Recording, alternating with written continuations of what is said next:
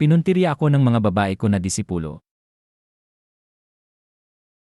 Nag-sneer si In Gay Temple's direct disciple, Xiao Chen.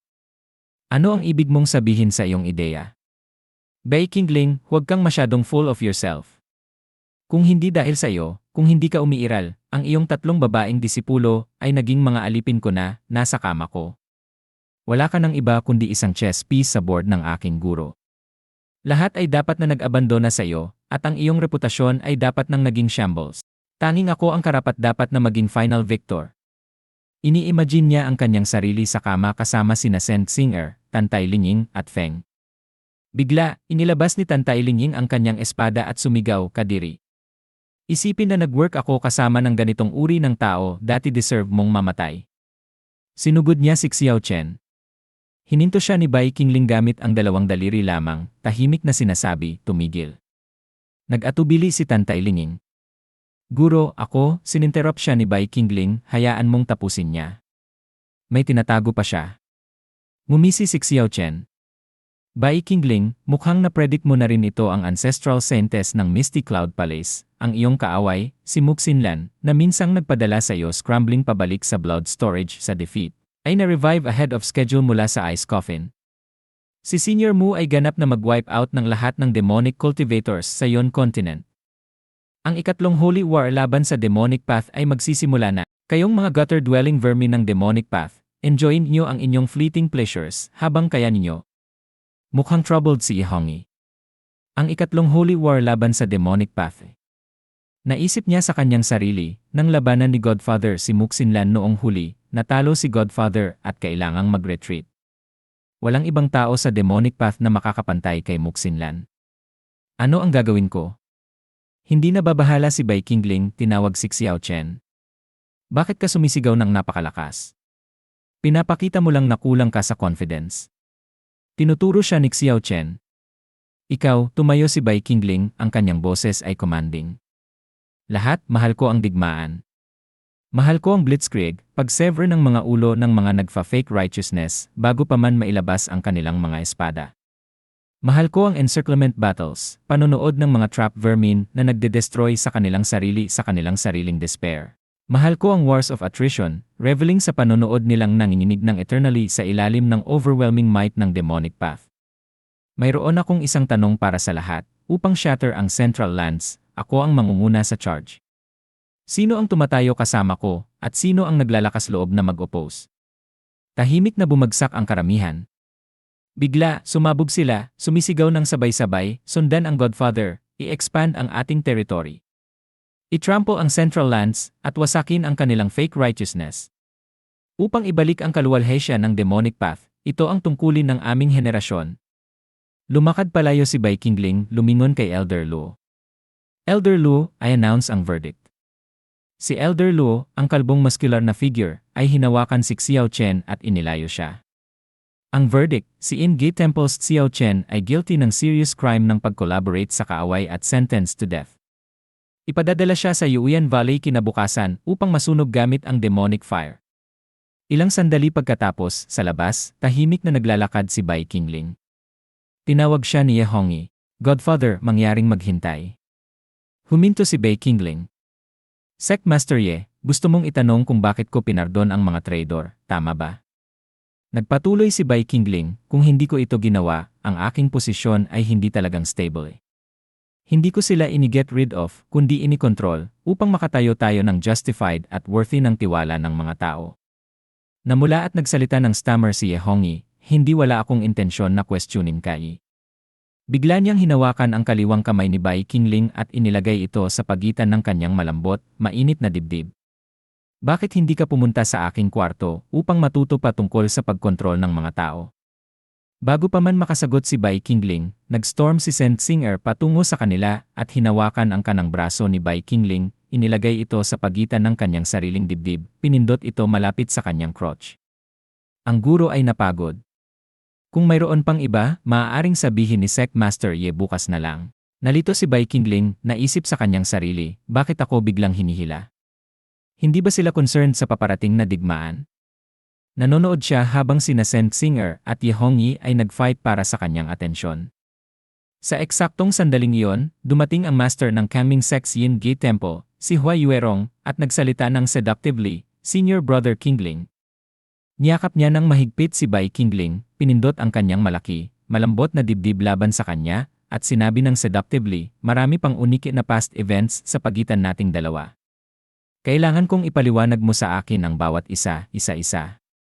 Si Han Jinyang, na may mature na boses, ay sumingit, Temple Master Hua, paano ka makakagawa ng ganito sa harap ni Sect Master Ye?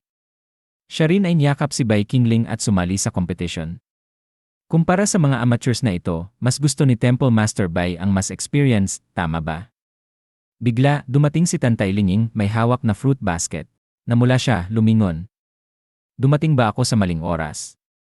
Naisip ni Bai Kingling sa kanyang sarili, hindi please, no. Ito ba ang Demon Lord's quintessential quintuplets? Kahit ang paggamit ng shadow clones ay hindi sapat. Habang napapaligiran siya ng kanyang mga babaeng disipulo, nagtataka lang siya kung paano siya napunta sa sitwasyong ito.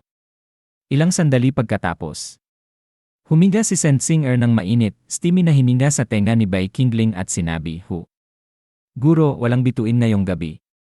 Kaya bakit tayo pupunta sa mountaintop? Habang tahimik na nagdala si Bai Kingling kay Saint Singer sa kanyang likod, sumagot siya, hindi ko sinabing sumunod ka. Ikaw ang gustong magtag-along. Bigla, itinaas ni Bai Kingling ang kanyang kamay, hinawakan ang makakapal, firm na mga binti ni Saint Singer, at sinabi, napaka-tolerant ko na sa iyong willfulness. Naramdaman niya ang isang bagay na basa sa pagitan ng kanyang mga binti at masayang sumigaw, aya, balak bang parusahan ni Guro si Singer? Inilabas niya ang kanyang likod, pinindot ang kanyang dibdib pasulong. Mumisi si Bai Kingling. Sa isang moonless, windy na gabi, ito ang perpektong oras para sa maraming demonic poisonous insects na lumaki. Hindi ka ba natatakot na baka mag-plant ako ng isa sayo? Kumislap ang mga mata ni Saint Singer ng may katusuhan. Ay ito ba ang poisonous insect na gusto ibigay ni Guro sa akin? Naisip ni Bai Kingling sa kanyang sarili. O no, mayroon pa ba akong authority o intimidation sa kanyang puso? Oras na bang linisin ang nonsense sa kanyang utak? Biglang nag-change ng subject si Saint Singer. Oh, tama. Bakit mo pinili na i-execute ang evil na si Xiao Chen bukas? Ang taong iyon ay napaka-devious. Hindi ba natatakot siguro na may mangyaring masama? Tumapak si Bai Kingling pasulong at mumisi. Iyon ang eksaktong dahilan kung bakit ako narito. Hindi magtatagal, maaari mong abangan kung ano ang paparating. Magkasama silang nakatayo, tinitingnan ang mga bundok sa madilim na gabi. Samantala, sa ibang eksena. Sa loob ng bilangguan ng Yin Gate Temple, sinugod ni Xiao Chen, ang direct disciple, ang kanyang cell bars at sumigaw, Old Demon Bai. Ikaw ay vile at shameless. Deserve mong mamatay sa miserable na kamatayan. Ako, si Xiao Chen, ay inosente. Hindi ako umamin. Sino man, kahit sino, humingi ako na makita ang Law Enforcement Hall Elder. Gusto kong mag-appeal para sa retrial. Bigla, may lumitaw na figure sa labas ng kanyang cell. Senior Brother Xiao, huwag kang mag-alala, sinabi ng tao. Pinikit ni Xiao Chen ang kanyang mga mata. Ikaw ay Pumasok ang lalaki, in-unlock ang cell door, at tumapak sa loob. Ako si New Dali, ang direct disciple ni Yuxuzi at ang iyong junior brother. Nag-work ako undercover sa Law Enforcement Hall bilang isang prison officer. Pinagbawalan ako ng guro na makipag-contact sa iyo sa normal na araw, lahat para sa mga emergency na tulad ngayon. Mabilis na inalis ni New Dali ang mga shackles mula sa mga pulso ni Xiao Chen. Dahil completely failed ang iyong plano, umalis na tayo ng magkasama. Dapat nating bumalik sa Central Lands, bumalik kay Guro. Pinukpok ni Xiao Chen ang kanyang dibdib at matigas na sinabi, sige. Sundan mo ako. Lumitaw ang isang pearl mula sa kanyang bibig, at hinuli niya ito sa kanyang kamay. Ito ang return pearl. Gamit ang isang brief incantation, maaari itong mag-open ng isang teleportation portal na tumatagal ng isang instant. Habang tinitingnan ang glowing pearl, nag-grit siya ng kanyang ngipin. Ikaw na bastard, Demon Lord Kingling, maghintay ka lang. Kapag na-regain ko ang aking power bilang Destined One, ay grind kita into dust. Ilang sandali pagkatapos. Sa Kunlun Da West Sect, sa harap ng Sect Masters Grand Hall. Nakaluhod si Xiao Chen at sinabi, disipulong Xiao Chen bumabati sa guro. Nakaluhod din si New Dali. Disipulong New Dali bumabati sa guro. Itinaas ni Xiao Chen ang kanyang ulo at idineklara, Guro, ang iyong eldest disciple ay bumalik. Bagamat nabigo ako, hanggat buhay pa ako, maaari ko pa ring magawa ang mga great things. Ngunit biglang tumapak palayo ang kanyang guro, ang kanyang ekspresyon ay nagdarken. Ikaw bumalik. Bumalik. Bumalik. Nag-fade ang ngiti ni Xiao Chen. Ang kanyang boses ay nanginginig. Guro. Ano ang nangyayari? Ako ito, si Xiao Er. Nag-twist ang mukha ng kanyang guro sa disgust. Xiao Chen, huwag kang lumapit sa akin. Bigla, nagpulse ang mga black veins sa ilalim ng balat ni Xiao Chen, kumakalat ng mabilis sa buong kanyang katawan. Isang deep, sirig na sakit ang tumama sa kanyang mga limbs. Ako ito ay Hiningal siya. Nanginginig ang kanyang katawan habang ang lason ay ini-invade ang kanyang bloodstream. Panik ang pumuno sa kanyang boses. Guro, ano ang nangyayari sa akin? Guro, save me. Iniling ang kanyang ulo ang kanyang guro at grimly na sinabi, ito ang ika-6 na insect, ang earth-shattering evolved demonic poisonous heaven star insect. Pagkatapos ng isang gabi ng nourishment, ito ay na-fuse sa iyong katawan.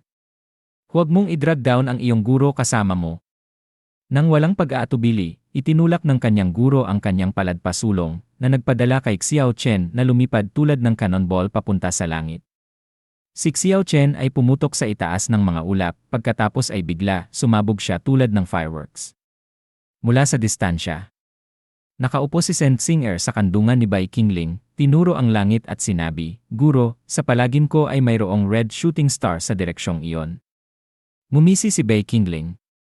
Sinabi ko sa iyo, ang moonless, windy nights ay ang pinakamahusay para sa pag-nourish ng demonic poisonous insects. Tiningnan niya ang night lahiri at bulong, sa loob ng mga libong milyang ito, marahil ako lamang ang sincerely na nag-send off sa iyo. Paalam, Xiao Chen. Magkasama silang nanonood ng tahimik sina Bai Qingling at Shen Xinger. Kinabukasan, sa Zhenwu Sword Sect, Sword Training Cliff nag-disguise si Bai Qingling bilang eldest disciple na si Feng Lixue, nag-train kasama ang ibang mga disipulo. Bigla may narinig na malakas na boses. Sister Lixue. Tumakbo papunta sa kanya ang isang batang lalaki. Si Lin Mo, ang third prince ng Great Chu Dynasty. Tagal nating hindi nagkita, Lixue. Senior Sister Feng, sinabi niya nang may bright smile. Miss na kita. Bulong ni Feng Lixue sa kanyang sarili habang nag-surface ang isang embarrassing na alaala sa kanyang isipan. Silin mo ito ay nagpapaalala sa akin ng that awful night nang nag-activate ang lason. Naalala niya kung paano, noong gabing iyon, sinabi niya sa kanya, sinabi ko sa iyo, ayos lang ako. Gusto kong magpahinga. Mangyaring umalis ka na.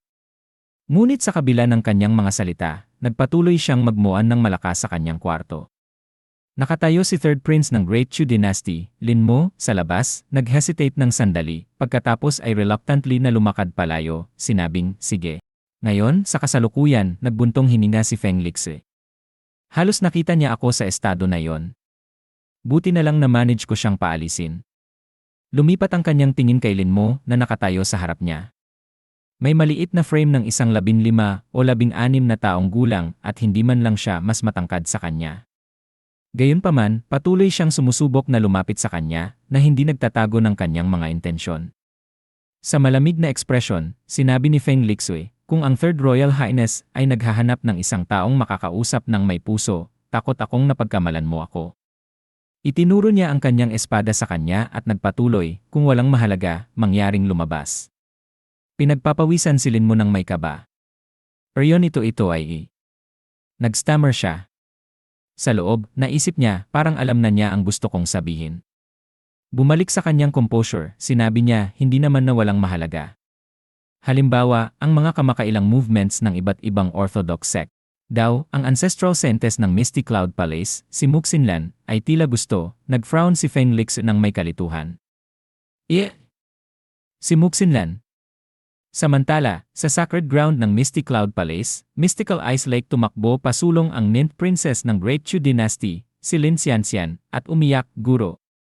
Kagabi lang, ang Kunlun Daoist sect ay nagpadala ng word na pinatay ni Old Demon Bai si senior brother Xiao. Pinagpupukpok niya ang kanyang mga kamao. Guro, mangyaring iwan ang iyong seclusion, patayin ang demonyong iyon, at ipaghiganti si senior brother Xiao. Tiningnan ng ancestral scientist ng Misty Cloud Palace, si Muxinlan, ang kanyang disipulo ng may impassive na expression. Sianer, ikaw ang aking tanging disipulo. Ang ikatlong holy war laban sa demonic path ay papalapit. Hindi ko maaaring i-ignore ang greater situation para lamang sa iyong dear childhood friend na si Xiao Chen. Nalungkot ang ekspresyon ni Lin Xianxian, ngunit nagpatuloy si Muxinlan, kung talagang desperate ka para sa revenge, mayroon akong isang solusyon. Kumislap ang mga mata ni Lin Xianxian ng may pag-asa. Ang disipulong ito ay nakikinig ng attentive sa mga turo ng guro. Lumala ang tingin ni Muxinlan. Nang labanan ko si Bai Qingling, aksidenteng nakita ko ang isang glimpse ng kanyang mga alaala. Mayroong isang batang babae na nakadress bilang isang bride, mukhang siya, maliit at malaki ng sabay.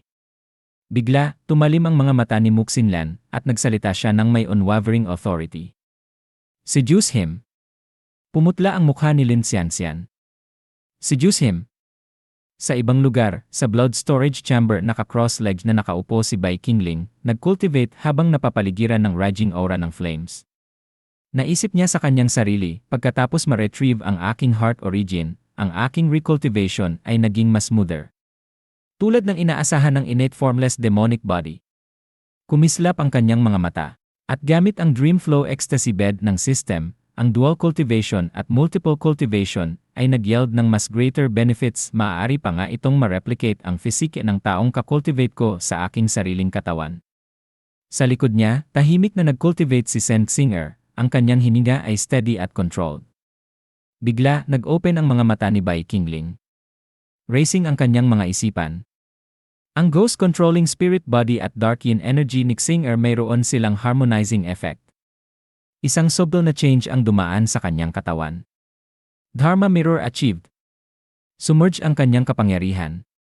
Ilang sandali pagkatapos, niyakap ni Saint Singer si Bai Qingling mula sa likod, pinindot ang kanyang ample na dibdib laban sa kanya.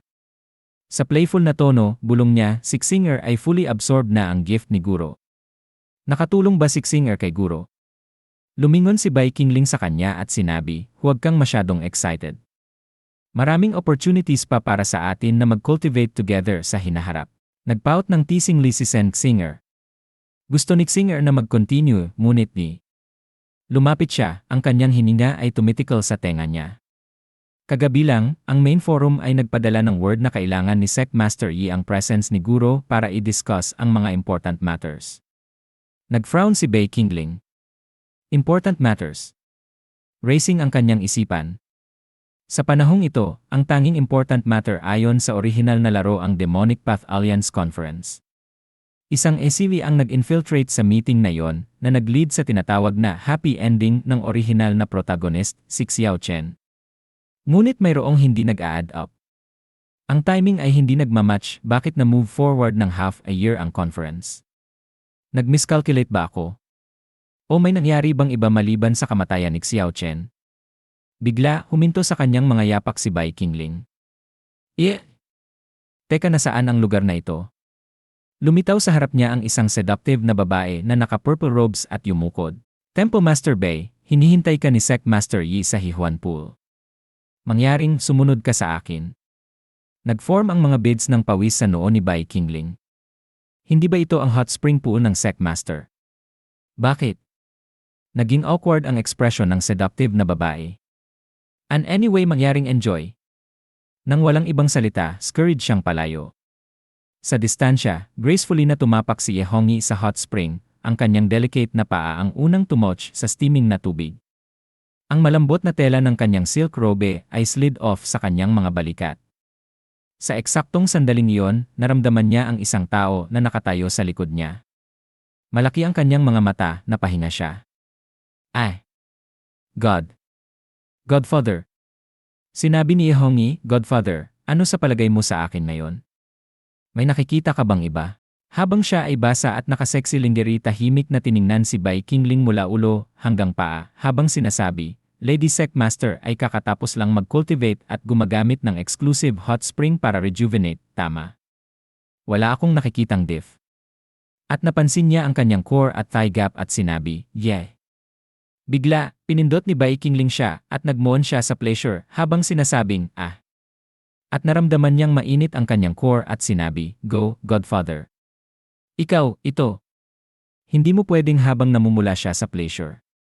Nagpatuloy si Bai Qingling na i-message ang kanyang teeny waist at core habang sinasabi may mga chismis na ang mga ninuno ng pamilyang Ye ay orihinal na mula sa icy fields at hindi maaaring fully ma-adapt sa humid at hot na spiritual energy ng inner continent. Tuwing mayroong member ng pamilyang Ye na nag-breakthrough ng isang realm, ang katawan ay laging magpo-produce ng turbulent flow ng true energy na maaaring makasira dito. 1-0 minuto pagkatapos ng message, sumigaw si Bai Qingling ng extinguish. Habang isang surge ng energy ang lumabas kay Ye Hongyi. At siya ay nagulat at relieved.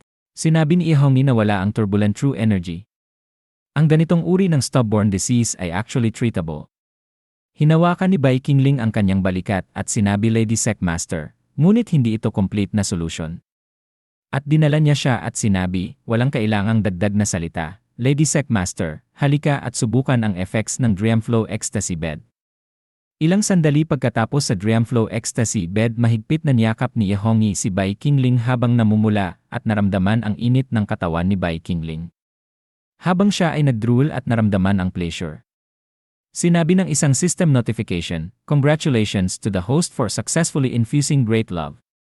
Sinabi ng isang system notification, points obtained, 5,000. Kasalukuyang points, 85,000. Sinabi ni Bai Qingling, si Sekmaster Yi ay nag-breakthrough today, at specifically akong hiniling na pumunta at I discuss ang mga important matters. Kung tama ang hula ko, ito ay may kaugnayan sa Demonic Path Alliance Conference. Sinabi ni Ye Hongyi, nagsimula nang kumalat sa buong mundo ang mga chismis na si Muxinlan ay malapit nang mag-emerge, at ang ikatlong holy war sa pagitan ng righteous at demonic paths ay magsisimula na. Ang Demon Emperor ay nagpadala ng isang envoy para i-unite ang 8 Great Demon Sects sa isang joint resistance. Sinabi ni Bai Qingling, una mong kinontak ang mga Supreme Elders ng pamilyang Ye, at ang iyong useless na tiyuhin na si Ren Qianfan bago mo ako hinanap, tama ba? Hindi mo nais na unahing mag-discuss sa akin, nangangahulugan ba nito na wala kang tiwala sa akin? Sumigaw si Bai Qingling, hindi. Sinabi ni Ye Hongyi, dahil. Sinabi ni Bai Qingling, diretso ako sa iyo, Ye Hongyi. Mayroong isang esili sa Demonic Path Alliance, hindi ito isang bagay na kayang i-handle mo. Ang mga Yi Family Supreme Elders ay powerless, si Ren Qianfan ay powerless, at ikaw rin ay powerless. Sinabi ni Ye Hongyi, kung gayon ano ang mungkahi ni Godfather. Naisip ni Bai Qingling sa kanyang sarili, ang exchange kanina ay once again na-prove ang dual cultivation effects ng Dreamflow Ecstasy Bed. Marahil ito ay isang magandang pagkakataon para mabilis at direktang ma-regain ang aking lakas sa pamamagitan ng sheer quantity. Sinabi ni Bai Qingling, si Temple Master Ren ay isang duwag, ngunit si Madam Ren ay mayroong parehong lakas at ruthlessness ng isang demon. Kung mag-work together si Madam Ren at ako, walang kailangang ikabahala tungkol sa Alliance Conference. Sinabi ni Ye Hongyi, ang asawa ni Uncle. Narinig ko ang ilang chismis, wala ka bang ibang intensyon? O sinusunod mo lang ang will ni Aunt? Sinabi ni Bai Qingling, ubo. Ang ACV sa Demonic Path na binanggit ko kanina ay si Jitemi ng Hihuan Sect. Si Madam Ren ay dating Sentes candidate ng Hihuan Sect, maraming natural na benefits kung hahayaan siyang harapin si Jitemi. Sinabi ni Ye Hongyi, kaya pala, humihingi ako ng paumanhin para sa aking rudeness. Lumingon si Bai Qingling at naisip sa kanyang sarili, perfect excuse. Buti na lang, na-manage kong makalusot. Bigla, nagulat si Bai Qingling at sinabi, mayroong paparating. Sa distansya, dumating si Tantay Linging at sinabi Ye Hongyi, Guro, na-discover mo ba ako? Naisip ni Bai Qingling sa kanyang sarili nang may gulat, mukhang pamilyar ang sitwasyong ito, ngunit pareho silang hindi nagkaroon ng strong reaction tulad ng dati. Magandang bagay ba ito o masama? Sinabi ni Tantay Linging, Sekmaster, mayroon akong bad news na i-report. Nagulat si Bai Qingling, bad news? Sinabi ni Tantay Linging, kagabi, ang bagong hallmaster ng Black Moon Hall ay nawala habang papunta sa Black Moon City para kolektahin ang annual tributes. Siya ay isang trustworthy na tao na sinusuportahan ko at ng Sekmaster, ang kanyang disappearance ay tiyak na hindi simple.